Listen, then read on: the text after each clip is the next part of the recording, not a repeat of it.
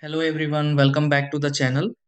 If the front USB ports on your Dell docking station have suddenly stopped responding, you may find that flash drives, keyboards, mice, or other accessories are no longer being recognized.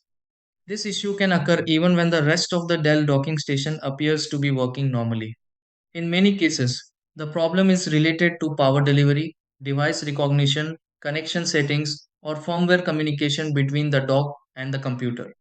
The best part is that you can often restore USB functionality with a few quick checks. In this video, I'll walk you through several simple troubleshooting steps that may help get the front USB ports on your Dell docking station working again. Try these. Step 1.